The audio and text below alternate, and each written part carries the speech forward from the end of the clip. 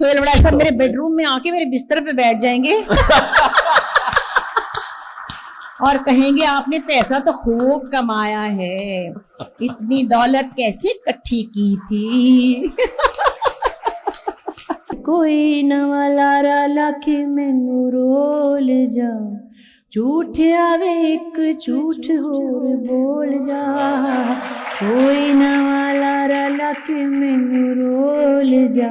अच्छा, ना समझी का आपका एक और किस्सा भी, वैसे तो काफी है लेकिन एक किस्सा और है कि आपने मैडम नूरजहां जी को उन्हीं का गाना सुनाया था। हाँ, तो मैं बड़े आराम से सुनाती थी उनको, वो भी मजे से सुन रही होती थी। किस तरह से वो भूल जाती थी ना, हजारों तो गाने गाए थे। मैं बैठी उनको कहती, हाय आपका वो गाना, आपका वो, किस तरह करके सी मैं शुरू हो गई। एयरपोर्ट पे हम बैठे हुए थे, उस्मा गिलानी साहिबा भी थी। हाय, उन्होंने कहा तेरी बड़ी जरूरत है, तू ना ये गाने सुना रही है। मैं कहा वो कह रही है तो मैं क्या कर सकती हूँ ना।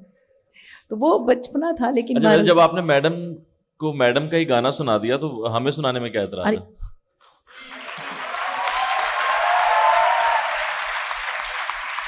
मैडम के गाने तो इतने बेशुमार और इतने खूबसूरत हैं कि मतलब क्या क्या गाएं, और बैठे बैठे पता नहीं क्या क्या दिमाग में आता है।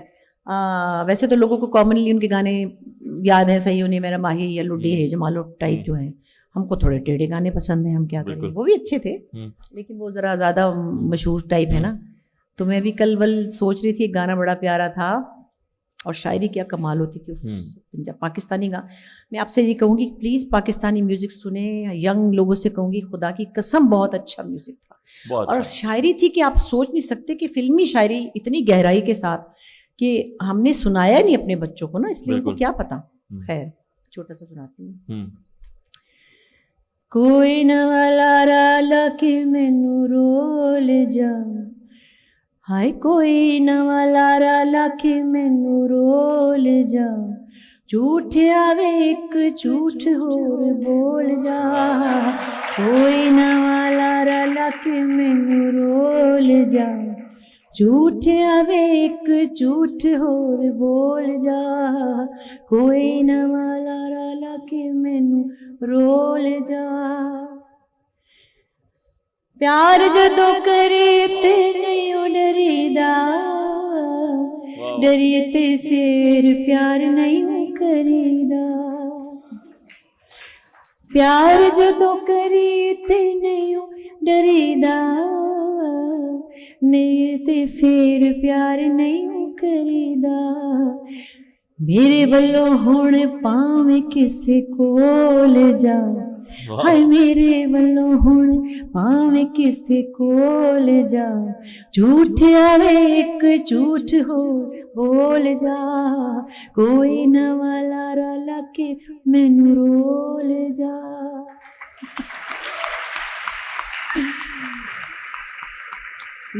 ये आम फिल्मी गाने होते थे, ये सुने हुए हम। और हमें सुनने में ऐसा लग रहा है कि आपने रियाजत कभी छोड़ी नहीं है। कुछ भी नहीं। हाँ, कभी रियाज से मिली नहीं। ओहो ही रह गया बस। इकबाल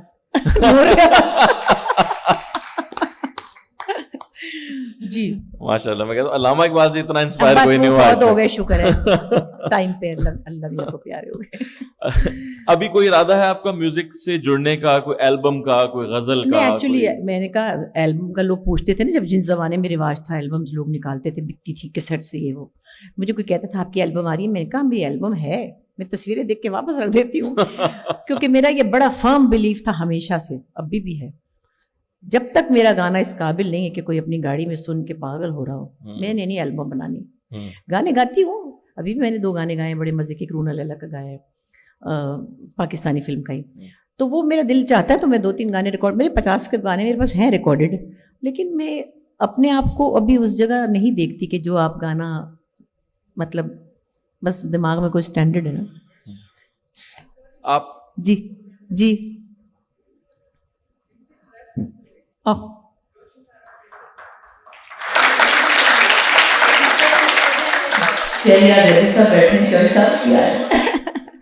म्यूजिक के इतने बड़े गुरु हैं, नैयरा के हस्बैंड होने के साथ साथ ये पूरा इन्होंने म्यूजिक दिया हुआ है। तो शायरी भाई के सामने तो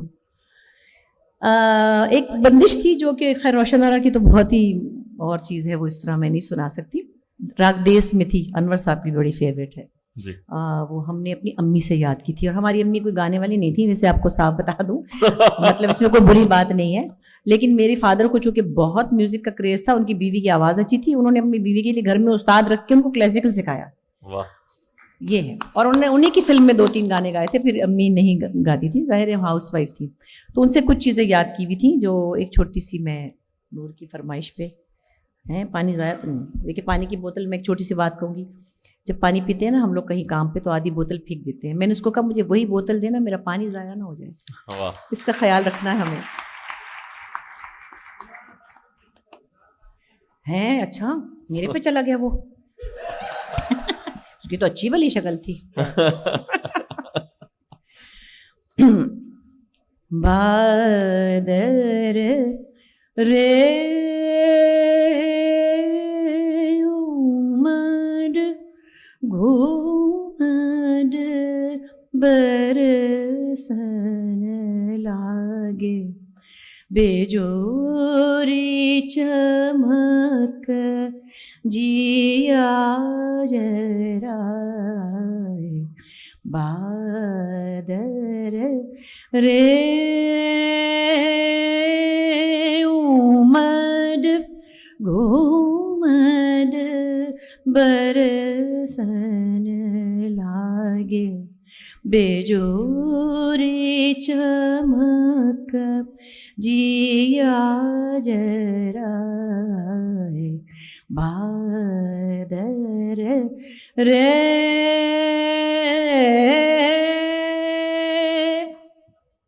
वाह। नेस अंधियारी कारी बिजूरी चमक, नेस अंधियारी कारी बिजूरी चमक, दूजे पवन चालत पुरवाई सो कदर पिया, मुँह से रूठे कोई सखी जाओ लाओ मना के, बादर रे।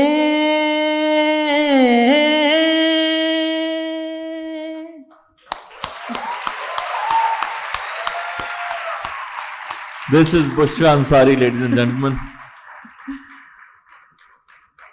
बुशरा जी, आपको इंडियन फिल्मों से भी ऑफर आई थी? हाँ, जब जवान थी तो तब तो ना आई। तो इस दुख में आप अभी भी नहीं कर रही थी? जब नौजवान हुई तो आई। नहीं, एक्चुअली नहीं आई। तो उस ज़माने में हमारी इतनी रीच भी नहीं थी और हम इतने कनेक्टेड नहीं थे जितने अब हैं। जैसे अब हर वक्त हर सोशल मीडिया की वजह से वो एक एक प्ले, एक एक चीज़ उनके मेरी एक दोस्त हैं बहुत प्यारी, और वो राइटर भी हैं, उन्होंने फिल्में भी लिखी हैं, नसीम मुकरी साहब थे, पुराने कॉमेडियन, उनकी बेटी है। वो ऐसे मेरे से रोज़ डिस्कस करती, जैसे मैं हर ड्रामा देखती हूँ ना, यार ये खुमार में इसने फलाने ने बाल लंबे कर लिए, यार फलाने ने। मैंने कहा अल्लाह, मैंने तो नहीं देखा, कौन सा वो जो तुम्हारे बस से खुशबू पता नहीं वो है। मैंने कहा मैं नहीं इतने ड्रामे देखती हूँ। खैर, कहने की बात है कि तब हम इतने कनेक्टेड नहीं थे। कुछ उनके पास VHS जाते थे, जैसे धूप किनारे और आंगन टेढ़ा और जो भी तन्हाइयाँ वगैरह, तो 4-7 ड्रामे थे। तो इतना ऐसा उस वक्त था नहीं। अभी कुछ साल पहले मुझे अक्षय कुमार की मम्मी का रोल ऑफर हुआ था, और किसी ने मुझसे बल्कि कहा कि हैं। मैंने कहा कोई बात नहीं, घंटे का फ़र्क ही होगा, चलो मैं ही छोटी होंगी। नहीं, वो बड़ा प्यारा लगता है मुझे। इज़ वेरी, एक बहुत डिसिप्लिन आदमी लगता है। खैर एनीवे, तो होने लगा। मैं और सवेरा नदीम दोनों जा रहे थे, मतलब जा रहे थे क्या, बातें हो गई थी। तो हमको दुबई में कोई कॉन्ट्रैक्ट साइन करना था, तो पुलवामा हो गया, उन्होंने खुद ही पटाखा छोड़ दिया। बुशरा जी, पॉलिटिक्स में आने का कोई इरादा कभी था या अब है? मेरी जिंदगी में चैन और करार की पहले ही बड़ी कमी है, तो मैं और सच्ची बात है कि उसकी मुझे ऑफर्स हुई थी 2 दफ़ा, पीपल्स पार्टी से हुई थी, मेरे अब्बा की ज़िंदगी में भी, फिर एक और साहब के ज़रिए भी, फिर MQM से भी हुई थी। मैंने उनका इंटरव्यू किया था ना, अल्ताफ हुसैन साहब का, तो तब भी।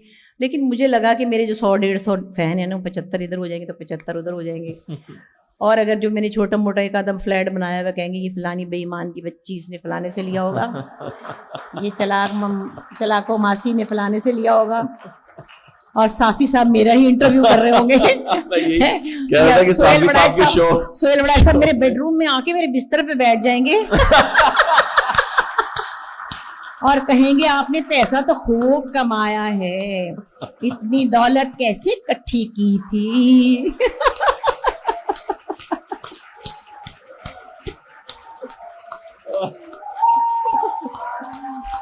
देखा ना, तो बड़ाई साहब तो डांसरों से पूछ लेते, तो मेरे से तो सबसे पहले पूछ लेते। हालांकि डांसरों का सबको पता कि कैसे बनाए उन्होंने, सिवाय इनके। मगर फिर जाहिर है फिर उनके बेडरूम में कुर्सी पे बैठने का मजा ही कुछ और है। वो खुद बिस्तर पे चढ़ी हुई थी और मजाल जो उनको कहा आप भी मेरे साथ वाले तकिए पे बैठ जाए।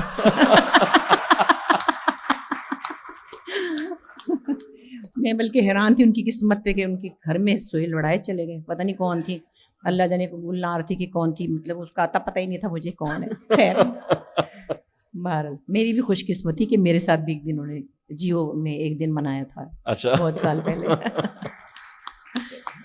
मेरे वालिद के कबीले के लोग हैं ना, मुझे इनके साथ सबसे बहुत एक उनसियत है। मिलूं ना मिलूं अलग बात है, लेकिन है। अच्छा, वैसे पॉलिटिक्स में इंटरेस्ट है आपका? शोज देखती हैं? साफी साहब का शो देखती हैं आप?